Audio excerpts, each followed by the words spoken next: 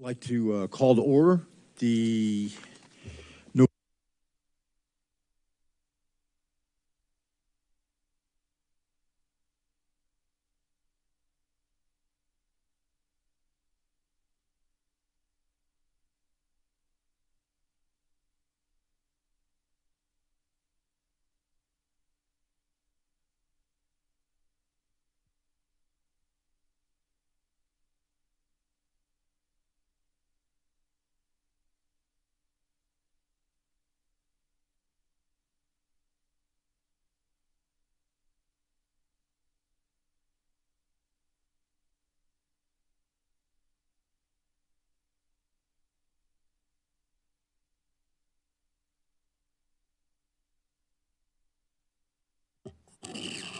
Okay, the time is 7 o'clock, so we will call to order the November 19th meeting of the Urbana Bicycle and Pedestrian Advisory Commission.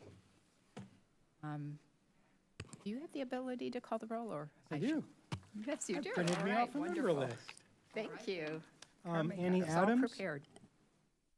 Susan Jones, Tommy Griscom, Yoshi Huang, Joshi. Thank you. Audrey Ishii, Present? Bruce Michelson. Here. Keenan Portis, Sartak Prasad, Nancy Westcott, We have another member and here. Carmen Franks. Okay, Annie is in at 7:01.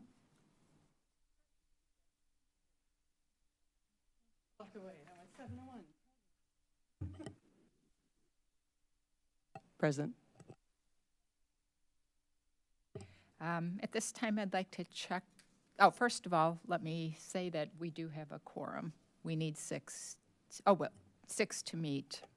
I guess we have 6 even without counting Marcus, who I believe we probably can count since you're a No. proxy. No, we can't? No, Okay. because I'm not a Public Works employee. Oh, okay. So I can't proxy That's for right. Carmen. Okay. So I don't get to vote either, which is fine, because you don't want my input. Oh, we do want your input. We definitely do. Okay. Are there any changes to the agenda to suggest? Okay. Hearing none, we'll go on to approval of the minutes of the previous meeting. We have both the September meeting and the October meetings for the minutes. Do I have a motion to approve those minutes? I move to approve. Okay, we have a motion by Susan Jones, seconded by Bruce Michelson. All in favor, please signify by saying aye. Aye. None opposed? Okay, thank you. These minutes are approved. And now we have public input and commissioner communications.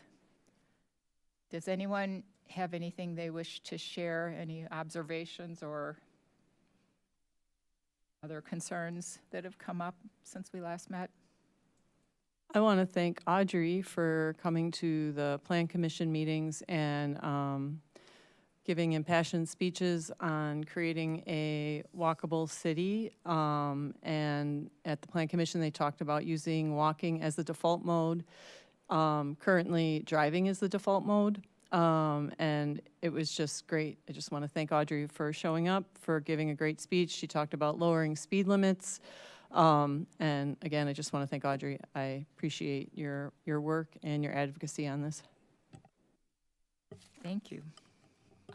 Also, my observation, I think there's been discussion within student community that because it's after daylight saving, it's getting darker and dark, getting dark earlier and earlier, and biking in dark is very dangerous. So there's been discussion about people should have their bike lights on when they're biking. They need at least to try to get the bike lights I don't know if this year is getting better since we had the light the night day in September, and we had a record high of giving out all the lights. But yeah, I think that's something, maybe you have more observations on that, and how can we work better to arise the sense of please put your lights on in the winter night. Yeah, just an observation. Yes, and I will note that the city of Urbana, sort of through BPAC, did contribute to those, something like a third of those lights. That was our budget. We spent Yes. our budget on lights. So it's good to see them being used, and I do not personally have an idea how to expand the usage or the awareness that they need to be used. We could talk to, we might talk to Sarthak and see when he comes, what's the next steps. But I agree with you. It's dark. I'm not seeing people, even if they have tiny little lights. I'm having a hard time seeing them, and they think that they're visible, but they don't know that they're completely invisible. So, yeah, we might need to do something. And of course, much more frightening is no lights at all, or as I've frequently seen, is pedestrians, all dressed in dark and in the street, and it is scary when you're driving. That's perfect. It makes such a difference if anything is light-colored.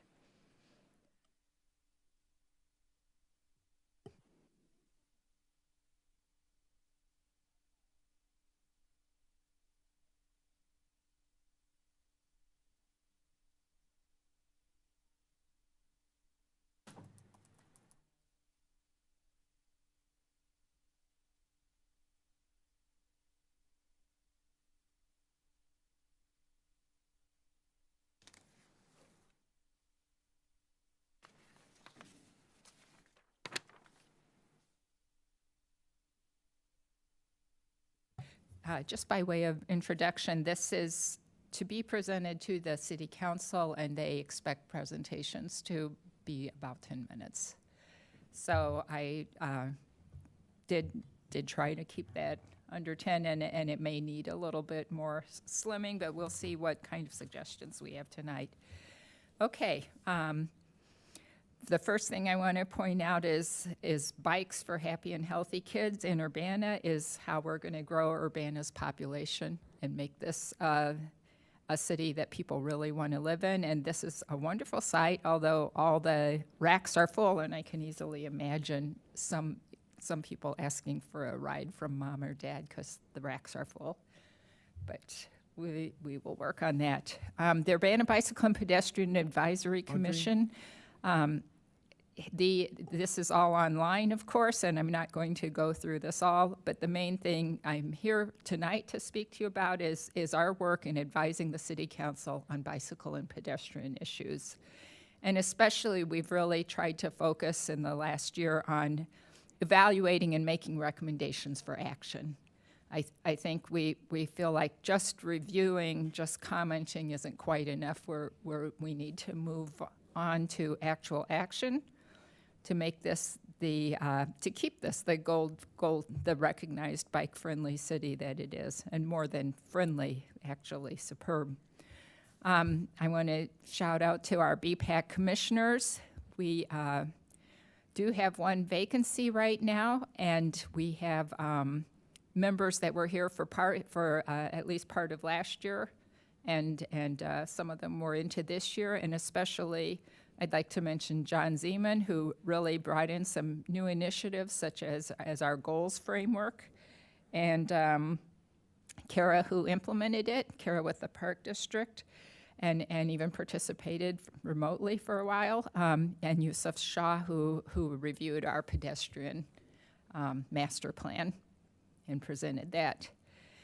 For the past couple of years, we've had many reviews and input in formal, these are strictly those with an actual presentation involved, more or less formal. The EQL projects and also the capital improvements plan should be listed there with that. And you all have that in your packet, so I'm not going to go through this. You can read it there. The recommendations that we passed by vote include applying for a Safe Streets and Roads for All federal grant. Specifically, we suggested a speed management study as part of the Vision Zero action plan, and also traffic calming demonstration projects with suggestions that just to help spark some thinking about it. These were not required locations or treatments, just to start thinking about what we could do for traffic calming. Recently, we suggested reducing the East Main Street and Pfeffer Road speed limits to at least the state statutory urban speed limit of 30 miles per hour or less. Coordinating e-bike and micromobility regulations with all the local agencies, and then promoting the downtown pedestrian bicycle activity with a farmers market pavilion. Just a side note here, I think we all probably would like to think in the future about more resolutions so we have a means to communicate, but I shouldn't go there because we should just keep practicing. Okay. Advancing the BPAC mission, as I mentioned, John Zeman brought us the brilliant idea of having a framework of goals rather than just being reactive, which through much of our history we pretty much have been. Now we're trying to move towards being more proactive. And so the goals I'm going to more or less focus on tonight is speed reduced to ranges compatible with that Vision Zero commitment, and we'll explain more about how the University 25 mile per hour zone extended to residential areas might impact the city's livability and walkability and safety, obtaining the SS4A grant and the East Main Street resolution. We have committed to being a Vision Zero city. And I'll give you a little more on that later, but the strategies include especially prioritizing equity and community engagement and managing to speed to safe levels. We as a city have done a lot of the other items that are in black there. We've, through RPC, we've collected, analyzed, and used data to understand some trends in traffic deaths and injuries. We've got leadership there. We've got cooperation. We even have a timeline to achieve zero traffic deaths, which is 2030. Why does this matter, being a Vision Zero city? Unfortunately, since the pandemic, and actually before that, but it worsened since the pandemic, our traffic deaths across the country have exceeded 40,000. Every single year. And it's been that hasn't been totally even either. It's been a 45% increase in pedestrian deaths. Perhaps a little more if you include all vulnerable road users. But essentially people outside the car are those who are adding a lot to this toll. And it's 80% more likely for Black people to be killed as a pedestrian while walking than whites and non-Hispanic Americans. You can see here there's the line that represents the average for the entire population, relative pedestrian danger, and Black people have an 80% greater risk. I'm sorry, this is the Black people right here. American Indians or Alaskan Natives actually have the highest risk. And these are dramatic numbers. And one example of that in inequality is on the East Main Street, where there is no infrastructure for pedestrians. So pedestrians are forced into the street, and yet that street is at 35 miles per hour, higher than the state statutory speed limit. BPAC did forward a resolution calling for at least understanding that parts of this are not even in the city. Infrastructure improvements may be a long time to come. We called for a minimal effort to address this issue, just reducing the speed. And ironically, this photograph is in the Examine Urbana Comprehensive Plan current conditions. The higher speeds increase the likelihood of pedestrian fatalities quite dramatically. For even just a reduction of 5 miles per hour, we go from a 45% chance of fatality to 5%. The person who was killed on East Main perhaps would be alive today if it was at 30 miles an hour instead of 35. If people were probably going 40, since it's set at 35. There's other issues besides speeding. Vehicles today are much larger and heavier. We have sedans and station wagons have fallen in favor over the years. Car SUVs, and especially the large front-grilled truck SUVs have really increased in popularity. People feel vulnerable on the roads. They want protection. They want to feel armored. It's not that people are feeling aggressive, but unfortunately the impact becomes an arms race. As the SUV becomes more popular, people need to participate to feel safer. What can we do for lowering speed limits? It's not something that's out of the ordinary. We already have 22 states with a speed limit of 20 miles per hour or 25 for urban districts. These in dark blue are those that are at 30 miles an hour. So you can see Illinois is at 30, yet Ohio and Michigan are at 25. Western states, where they're going at 80 miles per hour between urban areas, are 25, so that people will slow down and have a look at their what they have on offer. So we can do this. It's not something that's completely out of the ordinary. Naturally, we would like to see the state change the law, but as with all politics, that could take a while. But there is the possibility of doing it locally, and I'll talk about that a bit more in a moment. Other reasons to do it: police involvement. Responding to motor vehicle crashes is accounting for 3 police officer FTEs. And they almost always require multiple unit response, which makes problems with patrol availability elsewhere. So we need more officers. If we can reduce the crashes, we might be able to reduce police costs or at least increase their effectiveness. Traffic deaths in Urbana are a problem. We certainly don't hear hardly anything about the injuries. That rarely makes the news. And yet for every ped death, there's around 20 injuries, some of them life-changing. And that's on an annual basis. The problem is this is not actually normal. This is only normal since 2008. Prior to 2008, for the 10 years before that, we had only 3 pedestrians killed in 10 years. This is somewhat of an arbitrary break, but it happens to be where the data is that we had it. A lot of things maybe happened after 2007. Cell phones, distraction, increasing popularity of SUVs. It's hard to say. All I know is it does appear to be somewhat of a significant trend to go from 3 to 10.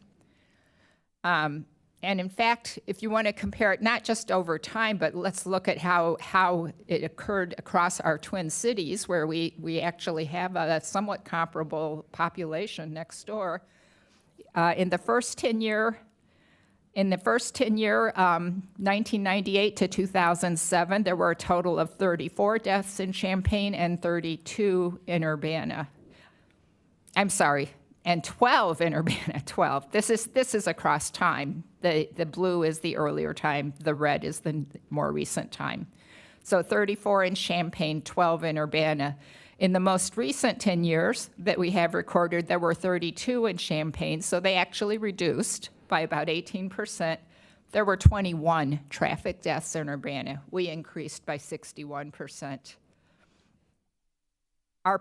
That's all traffic. Our pedestrian death rates, similarly, in Champaign, they actually dropped from 8 to 6. In Urbana, they increased dramatically, as I earlier said, 3 to 10. And there's also a bicycle deaths, which would make that 11 if you count that in there.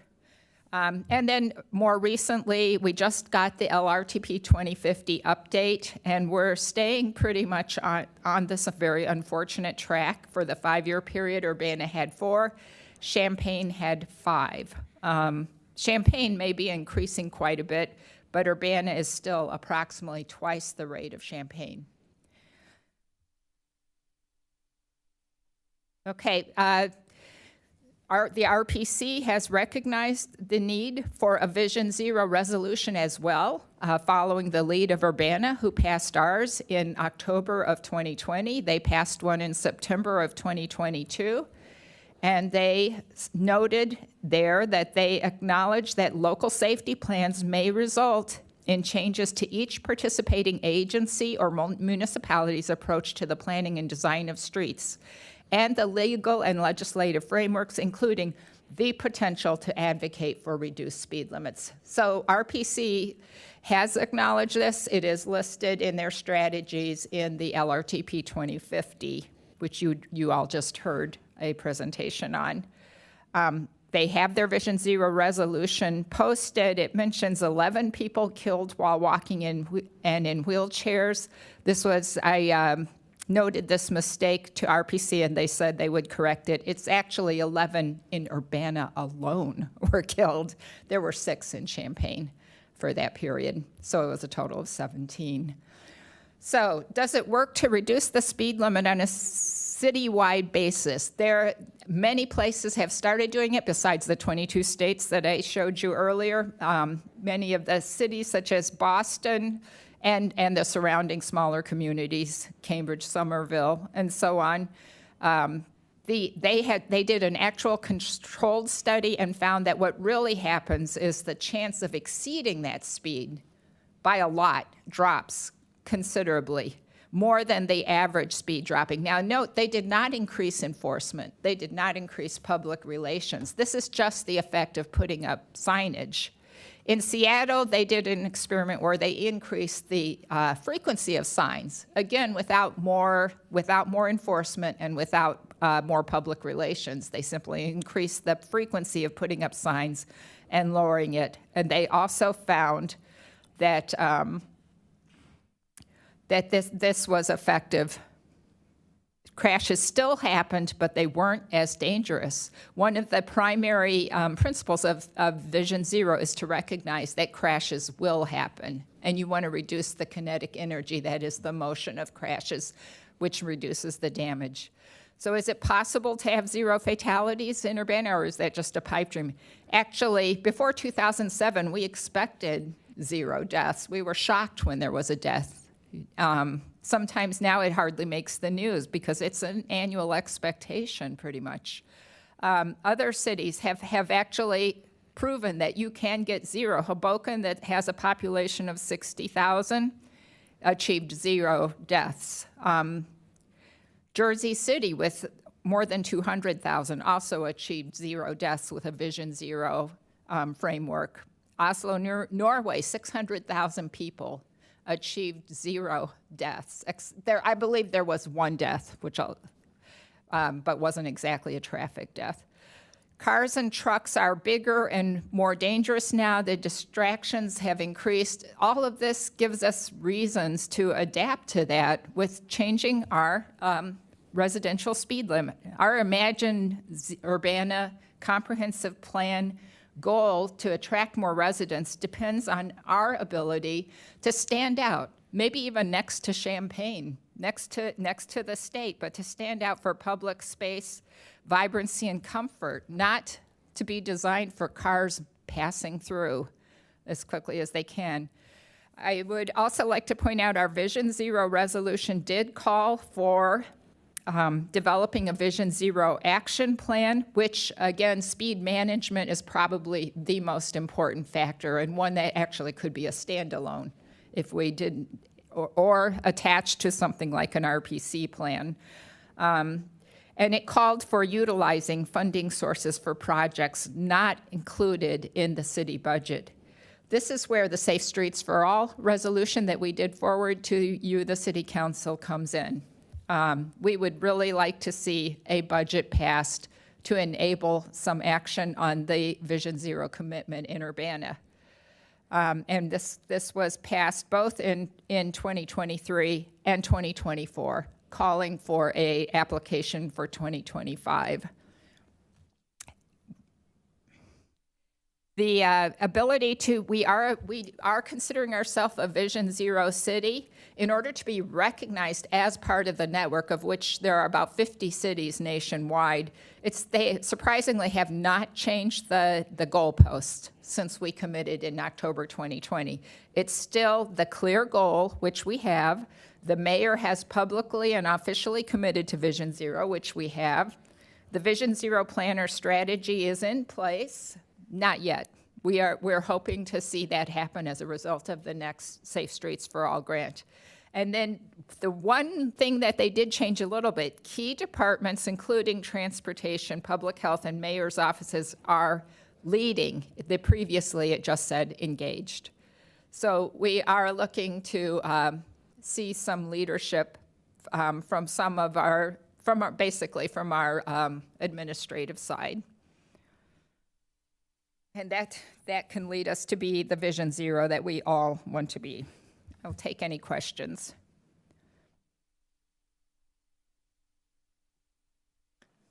Can I make a, Is there any evidence that, does Champaign have the same speed limits basically as Urbana? I'm just wondering if that could have been a cause if there was a difference in speed limits in residential areas. You know, I'm not sure. Urbana has got locations with a 25-mile-per-hour speed limit right now, besides the University District, which Champaign and Urbana changed at the same time, or nearly the same time. Whether Champaign has other streets with 25, I'm sure they probably do as Urbana does, but I don't know any details about that. Given their improving statistics, it seems, you know, a possibility. I don't know exactly why their pedestrian death rate seems to be declining. Not by a lot, though. We saw it was 6 one 10-year period. Now it was recently, well, no, maybe it's actually increased because the 5-year period, most recent 5-year period I showed, 2018 to 2022, it had 5, which would equal 10 over a 10-year period. Not as great a rate as Urbana's, but still not a good trend. I don't know the answer to that. Being able to, I pointed out that the RPC did call for different municipalities to take their individual approaches. It recognized that they wouldn't all be following in lockstep together. If you recall the Vision Zero resolution of the RPC. I might suggest emphasizing or figuring out the normalization of the data, because Champaign's population is much higher. So even if you would expect their deaths to be twice as high if their population's twice as high. So if ours are twice as high as theirs, that are actually might be 4 times the rate based on per capita. So, When I've said twice, I am referring to the rate. okay. Yeah, Okay. but I will definitely need to make that more clear. Okay. Yeah, the graph was a little weird. Yeah. Yes, I understand that the graph shows the absolute numbers Right. above it, but these are the per 100,000. Okay. These are the normalized figures. But yeah, just mention that because that was my comment as well, as we're half the population of Champaign, which I think is a really important.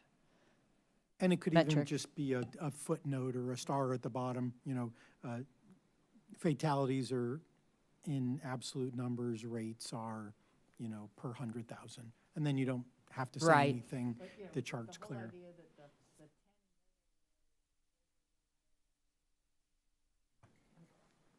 The Well, 10, and so this is over time. We went from 3 to 10. Right, In but I'm 10 years. seeing that- They went from 8 to 6, but percentage-wise, their rates are much lower. Their rates were lower right. for both periods. Ours was lower initially. We did have a lower rate for the earlier period. So But it's just- it's what has making happened to sure- Urbana? It is just making sure, though, that people know that these are, the numbers are, it does Absolute. say it up there. I see it now. Yes. But Thank you. it's weird But- to see But, yeah, maybe just, 10 3 times as big as 8. Well, I also, in my head, was like, well, we're half the I think you just have to say, I think you have to explain, I've been attending all the city council meetings, and it's like there's one member in particular who will just very specifically go down a rabbit hole on this. So I would suggest just saying, you know, just this slide recognizes that Urbana, you know, just says half the population. You know, just explain how you ran the numbers. That's all. Just Okay, half the yes, population, and then you read the average annual based on 100,000, and then people will say, "Oh, okay, I get it." Right, and I know I presented this slide in a way back when we passed the Vision Zero resolution in 2020, and at that time, yeah, I focused on this slide, and one of the points, you know, I especially made is why these people are on the side here. I'm trying to make people understand that these are humans, and we can even give names to them. You know, this is Tonya Barnett. These are people who were just going about their day, did not expect their life to end suddenly on an Urbana street. This is Shelley Taylor, who was walking to the Starbucks. These are actual people Yeah, who died. this is Joseph Wilski, who was returning from Schnucks to one of his an apartment downtown, which is where we would love to see more people living. Yeah, I was unclear on that, but I do think we should, I like the idea of naming their names and who they are.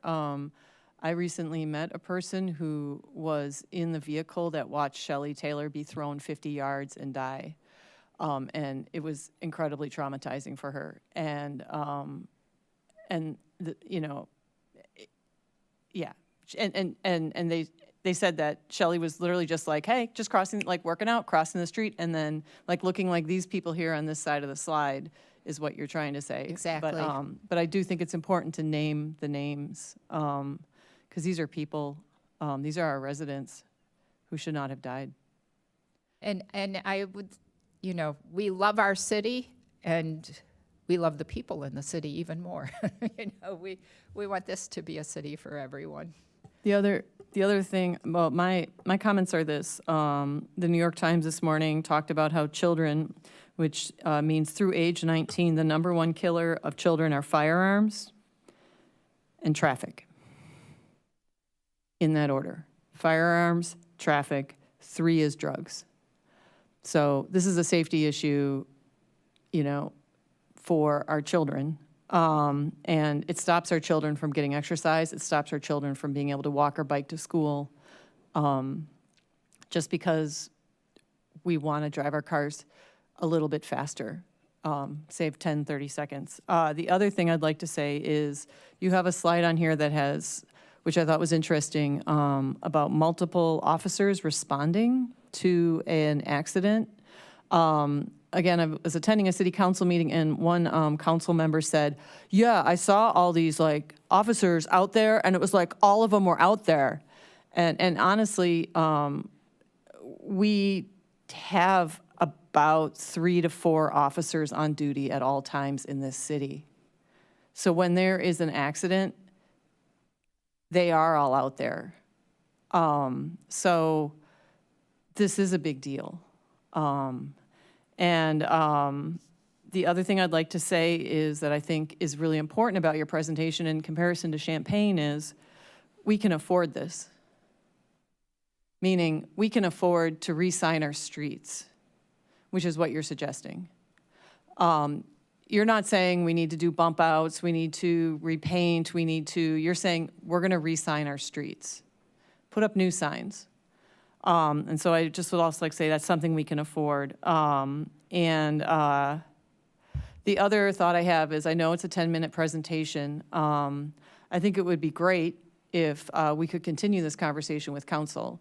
If you give your 10-minute presentation and say, we would love to come back to council and present again on this topic and see how we can move this topic forward. Because you're not going to be able to get all of this in 10 minutes, as much as we all want you to get all this in 10 minutes. I think maybe we leave some, you know, we could maybe ask if there's a way. And then my other thought that I want to say is for our goals is to continue to work more closely with Public Works on agenda items. And and make sure that we're working with Public Works to move forward in a way with them. And I think that's what's been really helpful here is like you were saying at the beginning, John was like, hey, let's set some goals. Let's like, so leadership, like we'll be working with the leadership of the city to help implement these, these initiatives. So thank you. This is an absolute fantastic presentation, Audrey. Thank you. Thank you. One of the issues, I don't recall now, did I mention this in the presentation or to you guys separately, is that we previously always had a city council member on BPAC. So we had that ability not only to have an ear on council and that kind of information to provide to council when things just come up by the way, but also when we had a resolution or for example, Bill Brown brought snow shoveling to the city council. He was on city council at that time, so he was able to adopt a put forward a resolution and ask for adoption. And, they just, some of you were probably there, they discussed it almost to death. And they accepted a slightly reduced version of it. But he was there, he had a seat at the table. And later, when he left city council, he still was able to go on special occasion, especially he did in fact present on East Main Street. Everyone was terribly shaken by the death of Tonya Barnett. And he went and spoke to city council about the things that we would like to see. So he was not on council at that time, so he just asked, but as a courtesy, they let him speak for 10 minutes or something. Maybe have the last slide be the names of people killed. I don't know. I just feel like there has to be a way to be respectfully. Well, I'd like to be a little more upbeat. I always feel like Debbie Downer on these things. It just is sort of, nobody wants to hear that we're doing, half as well as Champaign on crashes. And honestly, exposure is part of what's called in statistics, exposure is part of it. There are more people walking and biking in Urbana, and that is why we need to adjust and go ahead and be the leader on going to 25 miles per hour. That's not a reason to say, oh, we get a buy on that because the number you presented. I was going to say a Right. number you presented that might also be really important to include in here, which is what you're talking about, which is 30%. Is it not 30% of, is it our households or is it people moving through the city? No, it's our households don't have vehicles. Am I correct? Because you at Plan Commission, you mentioned that.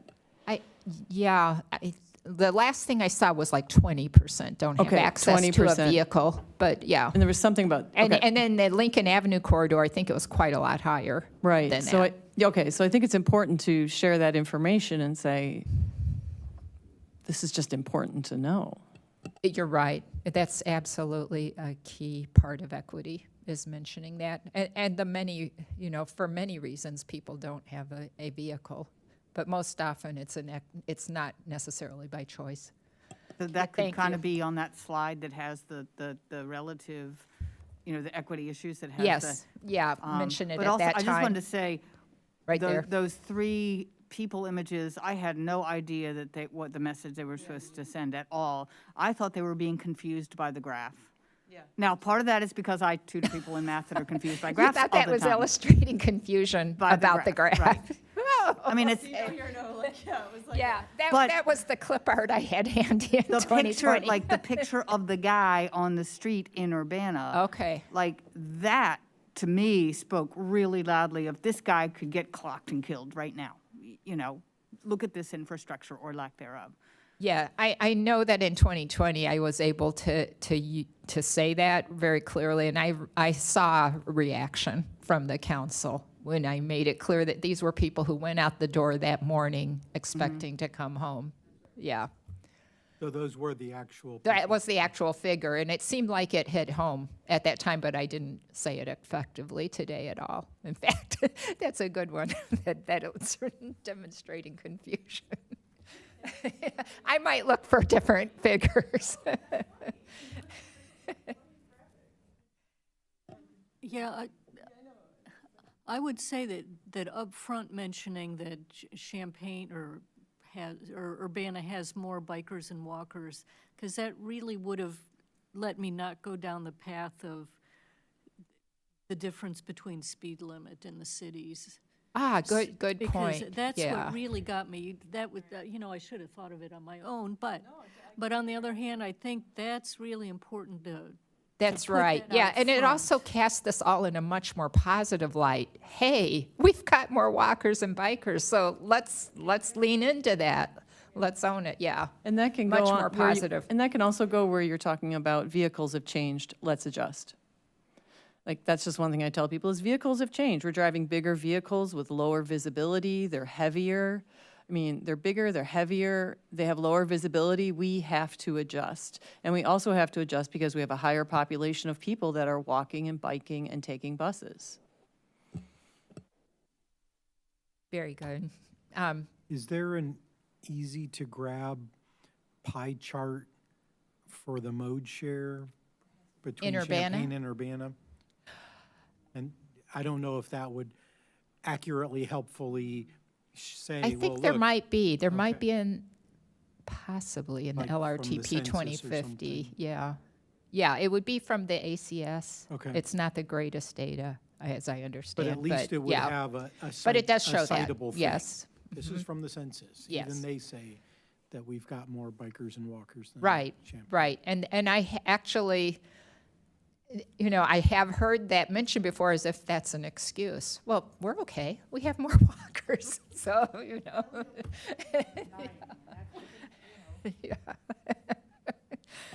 Yeah, the other thing I might suggest is to just use one histogram instead of two, because I love histograms, but I've met many people who just, they see a histogram and they're clueless as to what it means. So I think whether one's normalized or one not, I would just use one of the Well, they are the histograms, and again, this you're mentioning if you're confused, then I can only imagine anybody who's not a statistical whiz. The histograms are entirely normalized. They're the rates. But it is confusing because I have Champaign for 2 different time periods, Urbana for 2 different time periods, but the totals are above. Yeah. This seems to me like an accessible, meaning a visually accessible deck. I've been seeing a lot of not visually accessible decks. Does anybody have a comment on that? But to me, I actually just want to thank you for making it easy to read. Yeah, I put in a conference presentation. Can you help me?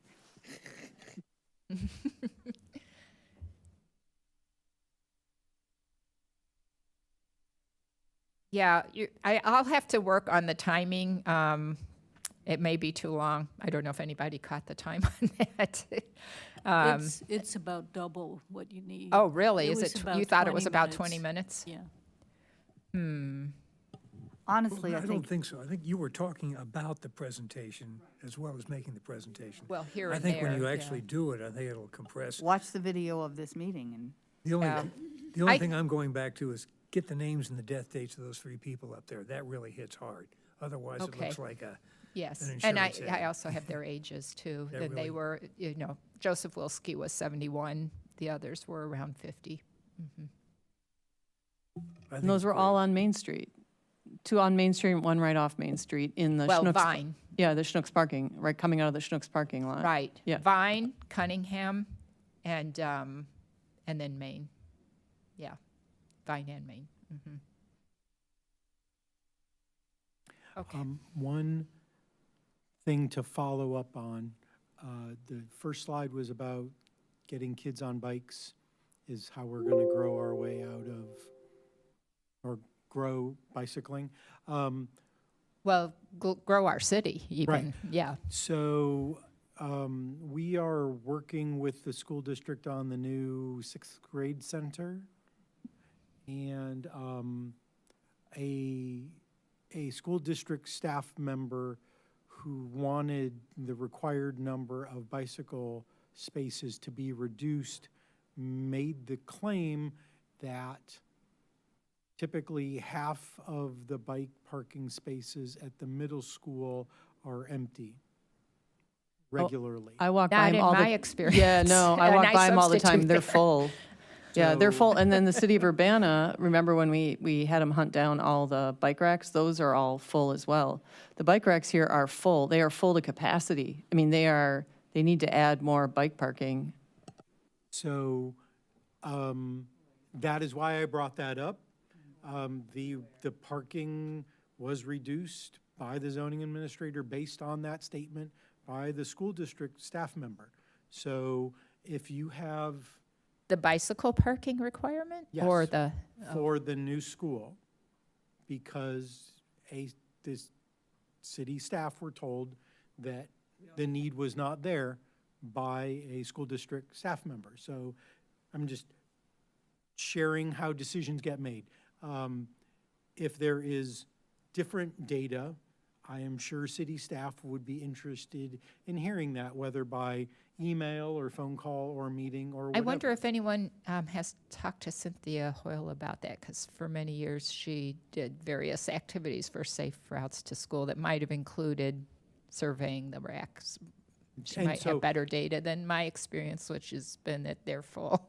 But If you, and I can't remember if that was at the high school or if that was at the middle school, but they are both kind of next to each other. Maybe it's true for one, but not the other. I can look into what the specific email said. The car parking lots are empty too frequently. So we need less car parking. Well, there's the Aquatic Center, which has its own bike racks. Now, I haven't seen those really be full, but that I would not have considered the Urbana Middle School, because it's a long way to the entrance from there. So do you think that the parking rates would be different for the high school than the middle school? Or just, I'm trying to collect data here. Well, again, that's a perception of safety, right? If parents feel safe having their kids Right. bike, they might not feel And safe when I've the done kids bike are- to school day events there at that school before the construction, and those bike racks are full. That's the ones at Wiley, right? That's right, full. And they were old timey and terrible, but Right. they were full. The Wiley racks were full, or the middle school? The middle school racks, when I walk by at the front entrance, they're right by the front entrance, Those they are are full. beyond full. Yeah. The high school, Really? well, here, even at the Urbana Middle School, they need more bike parking. The city got more bike parking to the high school, and those were immediately full as well, because I walked by and saw them install them, and those were immediately packed. And Wiley, I've done bike to school events there, and those racks were full. They were not really good racks, but All the more reason to update them. Okay. Well, Thank you for the. let's check with Cynthia if she has any data on that, because honestly, I don't have more than anecdotal. So my main concern is interesting. First of all, this city council, with a couple exceptions, Diane the mayor, Charisse Hershey, Ward 3, and Mary Alice, Ward 1, are the only ones who were there when Vision Zero was passed. And so the others have no awareness of this. So it's unfortunate that it's so condensed. That's another thing, that having Bill Brown on council made it possible for us to bring Vision Zero and have it as an agenda item, and 3 of us presented. I'm trying to fit 3 people into one little 10-minute presentation. So that's a problem. And how do we get council interested in someone stepping up to be part of BPAC? I just have one comment, thank you for this impressive PowerPoint. I know how much effort you've taken. I just want to offer help if you need to figure out some statistics or numbers or figures. I can be there for help. For what? For the numbers, statistics, the charts, pie charts or something. Oh, okay. Yeah. Yeah, it would be, I'd be happy to share with you the crash data. And I believe crash data has been harder to come by in the last, I'm not sure how many months. We used to be able to get it easily from the city open data portal. And the format changed, and the updating really wasn't happening, so we have not been able to get that recently. Oh. So that's why I'm quoting LRTP statistics, for example, and not really going any further than that. And then we will, the presentation we have on that, she doesn't actually get into the statistics in the little time that she has, and she actually kept it at 10 minutes. So, but I will practice, and I will probably talk much faster and try and reduce any extraneous. And they can extend your time. I mean. They it is- can, yes, yeah. It's a first-class report. I think we should be proud of this. Thank you very much. It is great. Okay, thank you. So we need a motion then to approve, and I will try to get on the agenda as soon as possible. So moved? Okay, Seconded. okay, moved approval of the 2024 annual BPAC annual report. Okay, all in favor? Aye. Any opposed? Nay. Okay, thank you. Thanks so much for your help and patience. Okay. I believe the next item on our agenda is reports of city officials and staff. Do you have a report, Marcus, representing? Do you want me to go over Carmen's comments about the goals, or? No, I haven't had a chance to Okay. take that in. Carmen provided some comments on goals, but the goals are already set in stone. They've been there for a year, more right. than a year. What We Carmen can't change them. did send this morning,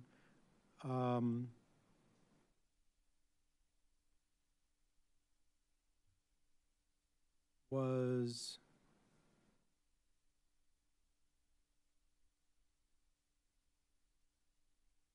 The staff the report? list of, yeah. The staff report, yeah.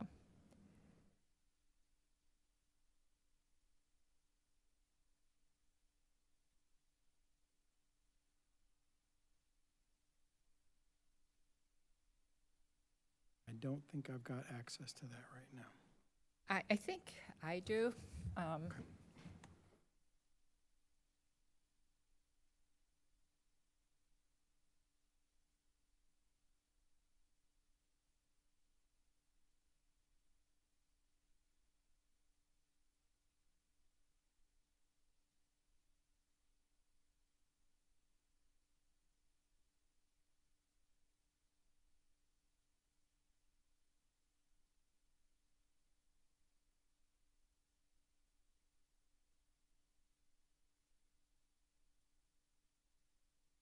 She sent it to our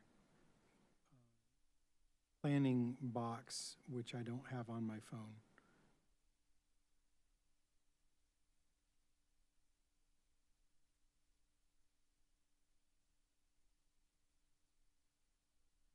Okay.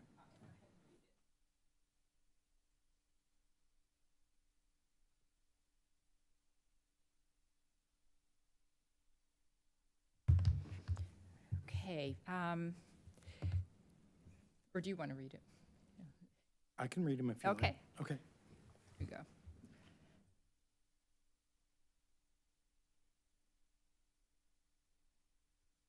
Okay, these are from Carmen Frank's Assistant City Engineer. City project updates are an equity and quality of life sidewalk installation, locations in construction. All FY22 sidewalk locations have been constructed and sod is currently being placed. EQL streetlights. Contract was awarded to Champagne Signal and Lighting. This includes all EQL locations except for Florida Avenue. The city has ordered lights and poles directly from a supplier for CS&L to then install. There's a 16-week lead time expected for pole fabrication. And then there are the ITEP projects in design. These are Florida Avenue and the Bakers Lane multi-use paths. The city presented the preliminary design for Florida Avenue shared use path at BPAC's October 15th meeting, and the city will present the preliminary design for Bakers Lane shared use path at BPAC's December 17th meeting, and invite adjacent residents and property owners to attend the meeting and provide comment.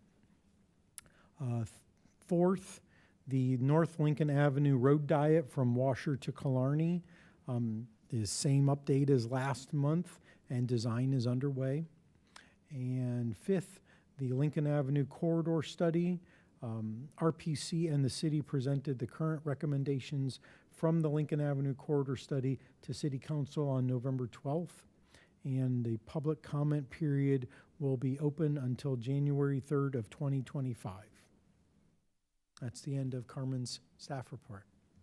So we have something to look forward to for next month. Yes. We're going to get the Baker's Lane. Yes. So show up in force so you can, grill your public works staff and tell them what a wonderful job they did. And tell them what a wonderful job they did. Yes. Excellent. Thank you. The sidewalks along Silver Street are in and they're looking good. And Which one? On Silver, Okay. Between Philo and about Cottage Grove, they went Great. in, I think, that far. They're That well done, was a classy specific job. question at Plan Commission.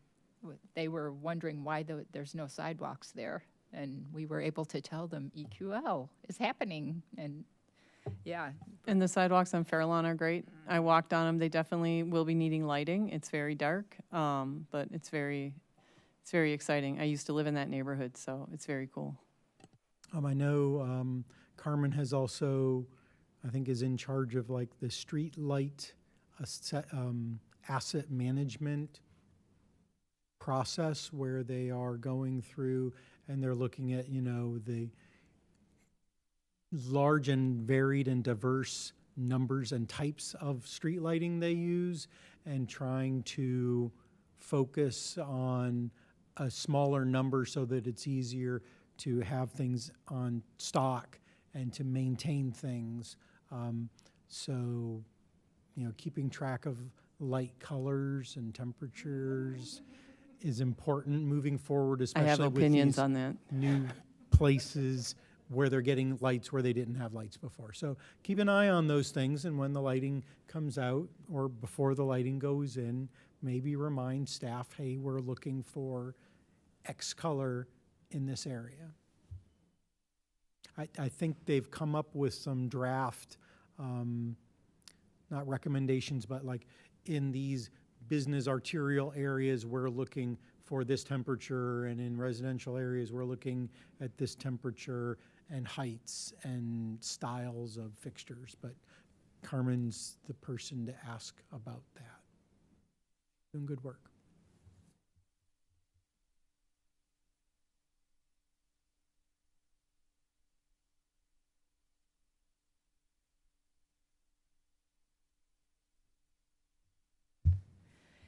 Okay, thank you, Marcus.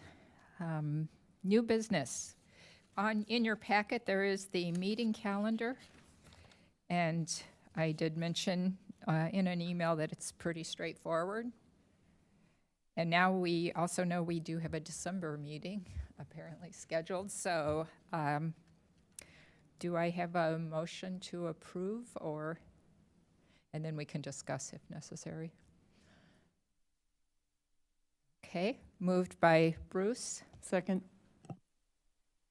seconded by Annie. Any discussion? Okay, there's none. Everyone in favor, please signify by saying aye. Aye. Opposed? No. That motion carries. Our calendar is set and may be posted on the web, which I have to also mention that John Zeman has done a wonderful job at keeping our website up to date. I've seen some commissions that don't even have their meeting calendar for 2024 posted yet, so, yeah. BPAC Vice Chair. We need to have it's actually acting, that should say acting Vice Chair, because I'm actually the Vice Chair, and I'm just acting as the chair. So I nominate Audrey. I'm already the vice chair. I'd like to nominate Annie to be the vice chair. This is to act when I'm not present. I think that's a good idea. Okay, move. seconded by Susan. Any nod. discussion? We are forgetting the people who didn't come tonight, but they might have opinions. Maybe we should but- let's nominate someone who's not here.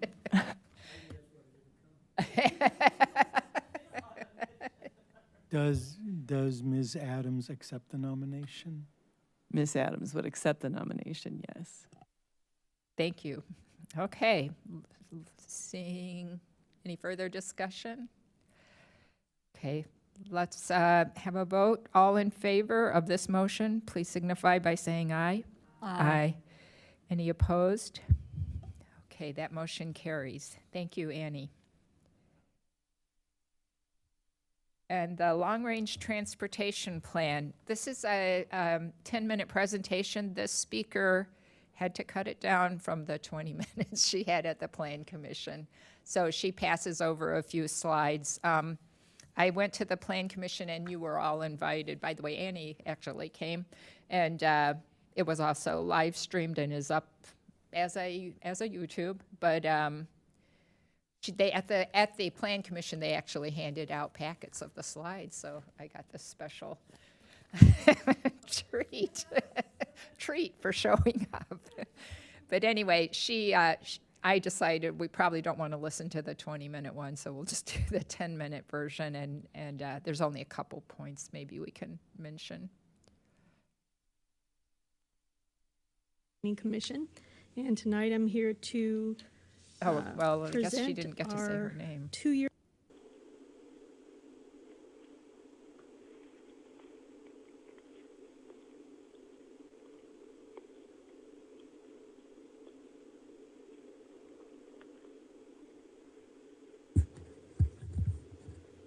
Good evening. My name is Susan Bergstrom. I'm the planning manager with the Regional Planning Commission. And tonight I'm here to present our 2-year-long planning process. It's the Long Range Transportation Plan 2050 for the Champaign-Urbana, Savoy, Bonneville urban area. We also have a metropolitan planning area which extends beyond those municipalities for which we need to plan because we assume that also Mahomet and Tolona will become part of our urban area in the next 20, 25 years. So we're trying to look at that entire region. I'm sorry to interrupt. Can you make sure that green light's on and mic close? I'm not sure if you're getting picked up. Yeah. Okay. Is that better? Awesome. Thank you. The LRTP 2050 is something that our staff undertakes every 5 years by federal mandate. And this is something that we have to make sure that we have a fiscally constrained plan for all transportation projects within our metropolitan planning area for the next 25 years.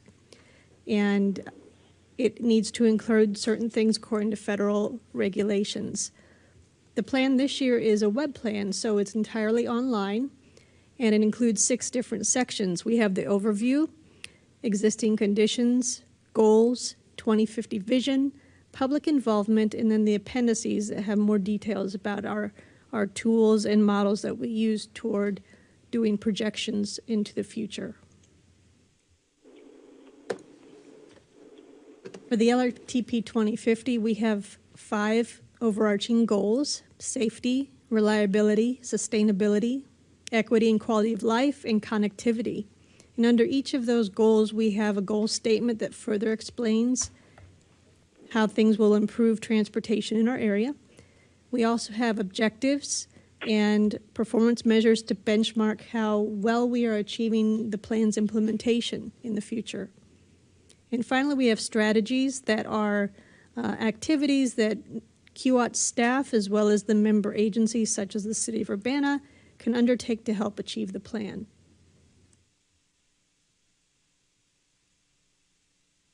The City of Urbana strategic goals for 2024 and 2025 closely relate to a lot of the LRTP goals and strategies. I'm not going to go over everything, but as an example, Urbana strategy number 3 is infrastructure, to improve the quality of current infrastructure assets. And this lines up really well with the 5 LRTP goals. And some of the example strategies in the LRTP related to that include to always apply for infrastructure grant opportunities, to continue our annual sidewalk inventory and assessment, to provide complete street connections, including bicycles, pedestrians, and for vehicles to and between the downtowns in the core area, and also to promote strategic investment in our disadvantaged areas that integrate residents' input and needs into what we're planning for. I'm going to skip over a few of these in the interest of time, but the overall statement that I want to make clear is that we've done a lot of research of the City of Urbana's plans, and we have worked really well with Urbana staff over the last 2 years to make sure that our plans line up with your plans. The vision in the LRTP 2050 includes a section on the plan from 5 years ago, the LRTP 2045, and the status of those strategies and projects. It has a future projects section, a section on scenario modeling, funding, and how we plan to implement the LRTP. Some of the upcoming projects for the City of Urbana or that impact the City of Urbana include a couple of complete streets projects, which are Lincoln Avenue between Washer and Killarney, and also Florida Avenue between Wright and Hillcrest Drive. Some other agencies also have projects that impact Urbana, such as the University of Illinois project for Pennsylvania Avenue from the Urbana city limit east to Lincoln Avenue, the proposed transit center for MTD in Urbana, the growth of MTD's hydrogen bus fleet, which would impact sustainability for all of us, and also some ADA improvements on US 150, Illinois 130 from University Avenue to Illinois 130. And a couple of the bicycle pedestrian projects that are also prioritized include the Baker's Lane Shared Use Path and the Florida Avenue Shared Use Path. In the LRTP, we do have a short section on project profiles for regionally significant projects. So these are projects that are likely to happen in the next 5 years and relate strongly to the LRTP goals. And one of those projects is the North Lincoln Avenue between Washer and Killarney. And it fulfills really well some of the objectives that we're talking about in the LRTP, and is also a high priority project for multiple areas here. We also have Florida Avenue that we consider a regionally significant project because it greatly impacts commute in our community for Champaign, Urbana, and other residents, and also impacts the University of Illinois. Vine Street is another project that the Urbana Engineering Public Works Department identified as regionally significant. It's something that, looking for construction by 2026, it might include a potential road diet, which is talking about potential lane reductions that they will study further. And it's something that will impact pedestrian and bicyclist safety, sustainability, and also connecting pedestrian facilities like sidewalks throughout that area. So those were some of the projects that have a more reasonably guaranteed funding source, but the projects, there are approximately 58 projects in the LRTP that we call illustrative projects.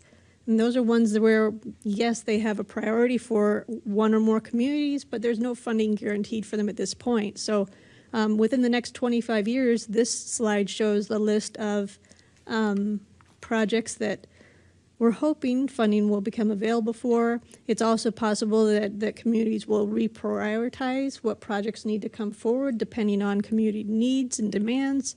And so these projects could become something that's more in the short term rather than long term. We had 3 rounds of public outreach in the last 2 years, and the first phase was April through October of 2023. And during that time, we had surveys and we attended public events to learn about residents' transportation patterns, what obstacles they run into, and also community demographics. We attended 13 community public events where we had our staff working with people on the surveys and looking at maps, and also an online interactive map where we had people had the ability to enter comments about certain locations and if there were transportation issues or good things that they found. Phase 2, April through July of this year, we worked with people on identifying their goals and future project priorities. And we attended 12 community events with surveys and maps again. And we did a special survey distribution through the University of Illinois Division of Management Information in July to try to gather more student input for this plan. In phase 3, we are in right now. My slide says it started September 16th and went through November 8th, but we are still obviously here talking with you, and we also have more comments that we're going to integrate into the draft plan. Specific to the City of Urbana, our outreach included the Marathon Expo for 2 years, the Jazz Walk at Meadowbrook Park in 2023, Urbana's Market at the Square for both years, Jetty Road's Neighborhood Day for both years, and then there was also a Climate Action Celebration at Crystal Lake Park in 2023, and a Neighborhood Nights event at Crestview Park in summer of 2024. So we tried to get a fair representation of what residents want and need in terms of the transportation system that we have. Our next steps are to finish up presentations, and then we're going to organize all the comments we received over the last 2 years according to jurisdiction. So the City of Urbana staff will get all the comments that we have collected over time. We have a final steering committee meeting on November 22nd. And after that, we're going to hope that our QWAT's technical and policy committees approve the plan so we can send it off to IDOT and to Federal Highway in December. It is due by the end of December this year. And one thing that I like to note is that in order for any transportation project in our urban metropolitan planning area to get federal or state funding, we have to have that in the long-range transportation plan. So we have worked really close with each agency's staff members to make sure that the projects are included so that we don't miss an opportunity for that kind of funding. That's all I have, and I'm happy to take any questions if you have any. Any questions? Mary Else? I was just looking, so the public still has an opportunity now to provide input, is that correct? We can take input. I actually intended to end that on November 8th. We officially could have cut it off in mid-October, but because we're still presenting, tonight is our last presentation for the public. We're happy to take comments if there are some. I would like to have everything in a final list for the steering committee on the 22nd, though. Okay, thank you. Mm-hmm. Anything else? Any questions? Okay, are you also doing the Lincoln Corridor? I am not. There's Okay. another staff member coming up here. Okay, all right. We'll transition.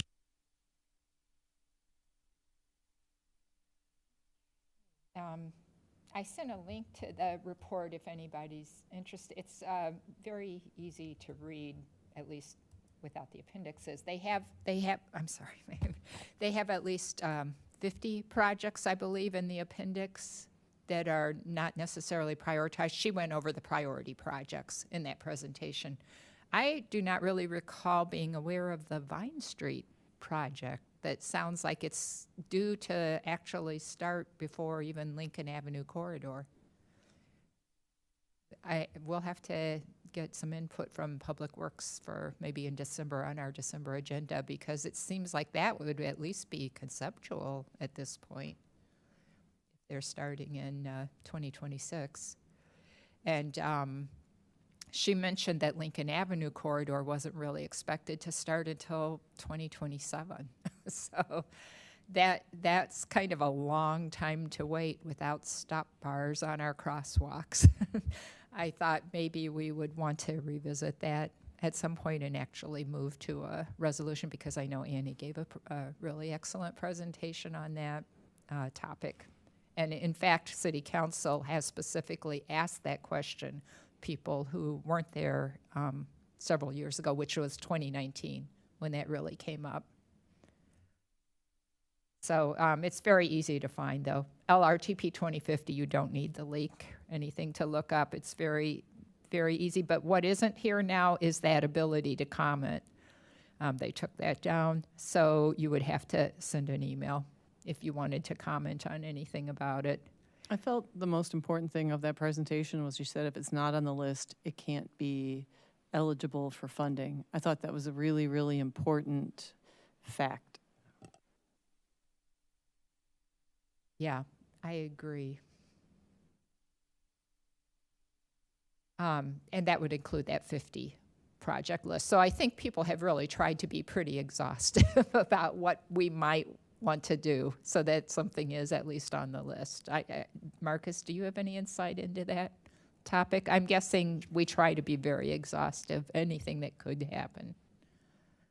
Yeah, I've only gone to one of the LRTP meetings. Kevin usually goes to those, but it's an interesting sort of discussion. There's a lot of negotiating about like what projects get on there and where the budget gets shifted around because of the requirement for it to be on the list if it's not funded, and then timing of when projects would happen. It's an So is there a interesting little bit discussion. of horse trading between communities, would you think? That's what it feels like.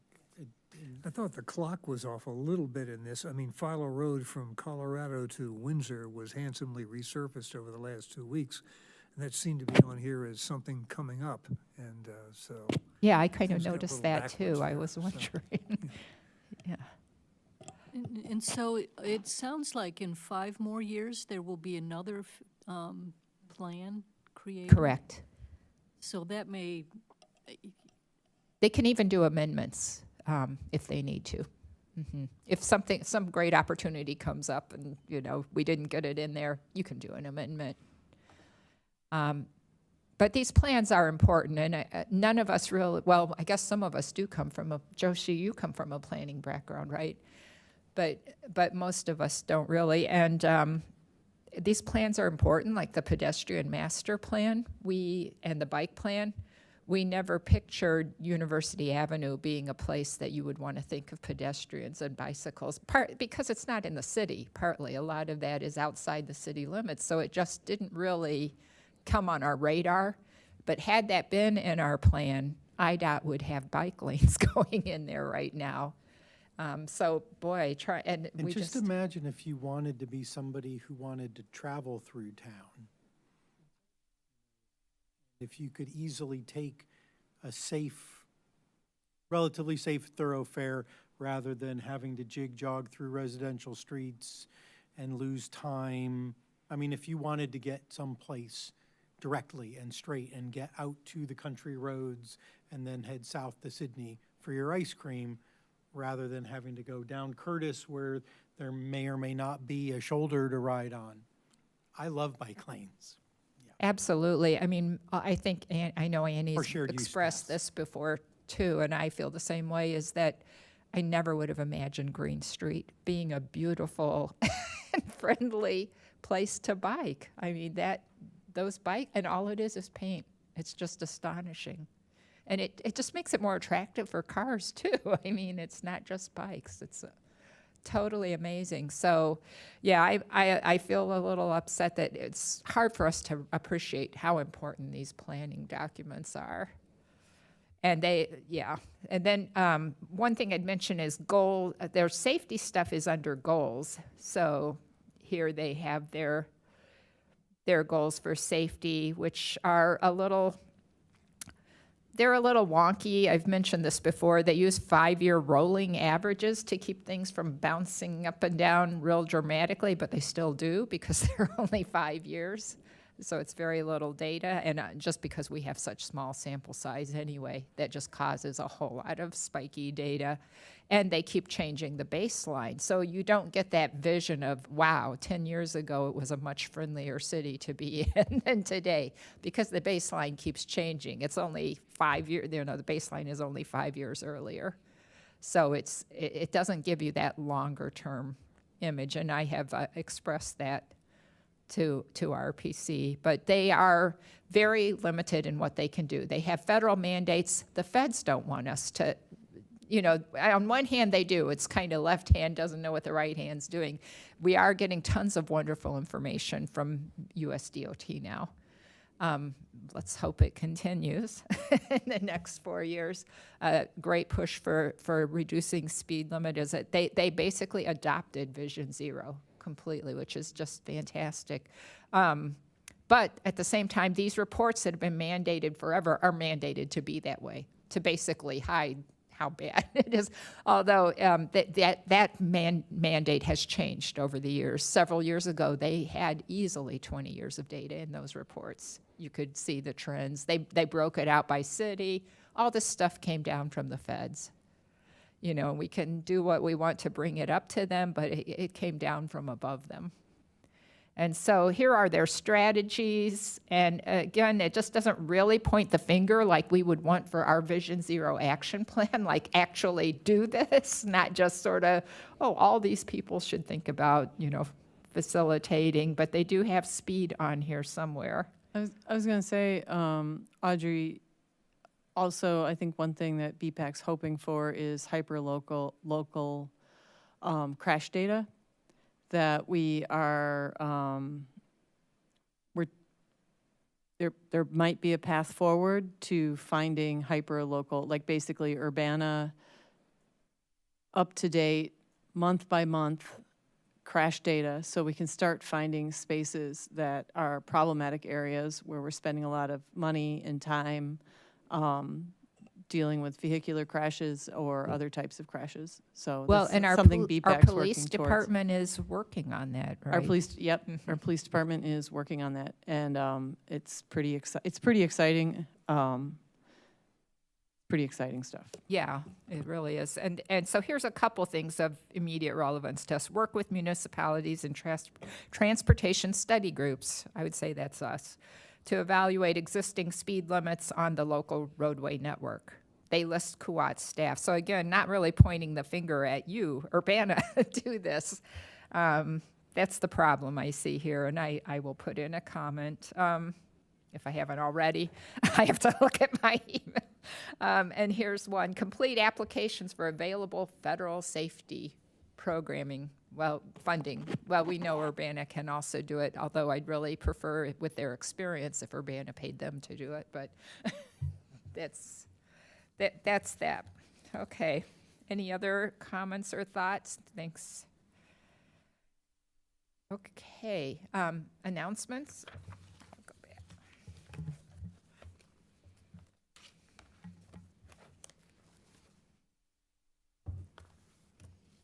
No announcements? We're going into the holiday season, big time here. From, tonight is like patio party time. And then it doesn't feel like Thanksgiving somehow. Maybe the other people are at a pool party. And then They're all having drinks because they got out of being vice chair for BPAC. or making a hard decision on the annual report. Okay, no announcements and future topics. I'll just suggest something for us to think about informally, and I'll bring it up more formally in the spring, but it's occurred to me twice or three times tonight. Something that's occurred to you, why there is no turn on red restriction at the corner of Main and Vine going eastbound. If you look at that corner and what goes on there, the traffic pressure, the accident history, I don't get it. We're talking about, Audrey, signs making a big difference. That one seems like it's much called for. I could talk about that. I will forward to BPAC the traffic study that was done at that intersection after the death of Shelley Taylor. And I know this was a topic Cynthia Hoyle brought up quite extensively, but I'll forward that and we can make that a future topic. Thank you. And maybe lights, ideas for getting more people with lights. Oh, getting the students bike lights. would you say it's a student issue? U of I student I issue? heard there's more within the students community, so maybe more students issue. So, yeah, we'll But have to we can talk we'll about it. ask Sarthak to address that. And we can, we can talk Sartak. about Yeah. where, where it's a priority. Or, yeah, or we could see if we could find a way to get like the bike project lights, and then we could send people to the bike project, or BPAC could hand out lights. I mean, if we, again, it all depends on budget and light availability, but we can also hand out lights, just stand on Washington Avenue. I know two people that have been known to go out and do Friday night lights and just hand out lights to people. Wow. Okay, so lights is another topic.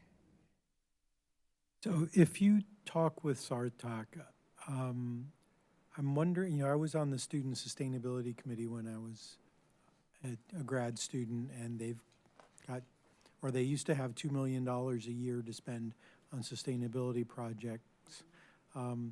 If a bicycle-related student group were to, say, do something like promote safer and more cycling on campus, promote the registration, the bicycle registration program, and for every person who registered their bike, when they registered it, they got a bike light set.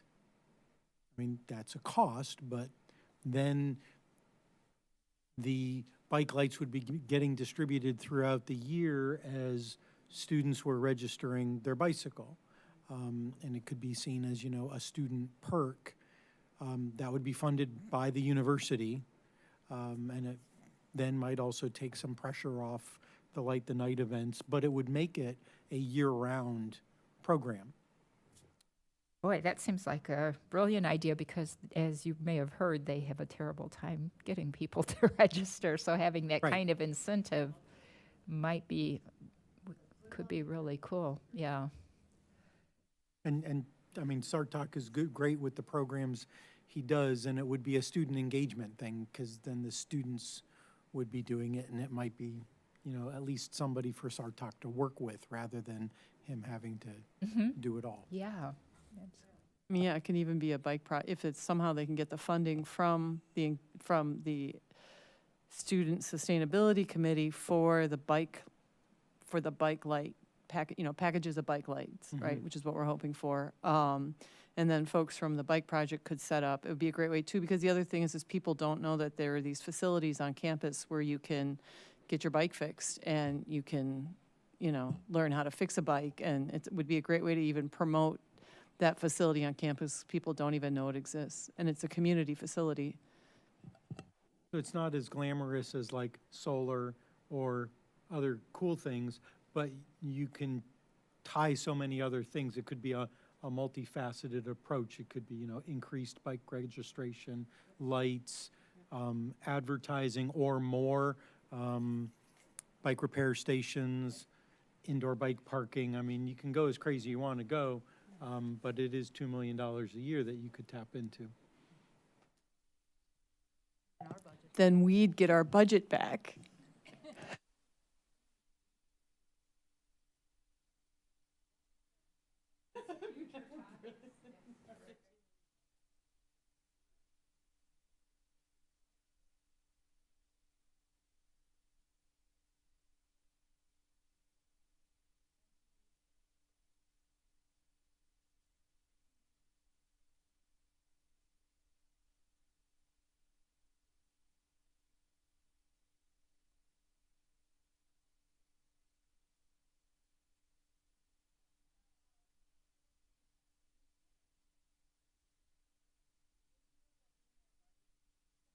DNR bikes, yeah, do you know them?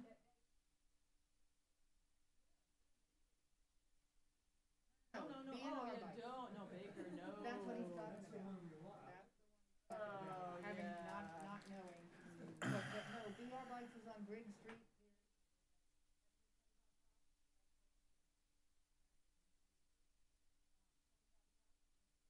Griggs. Briggs. Down race here and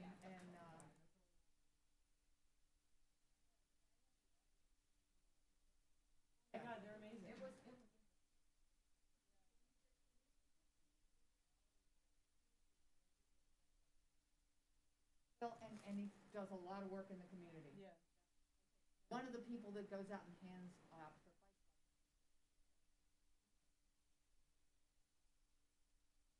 No, no. They don't see.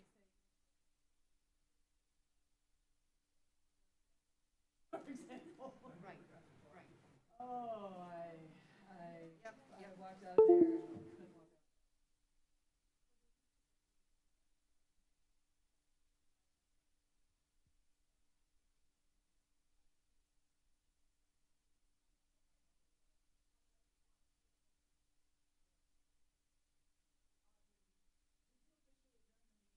out. Yes.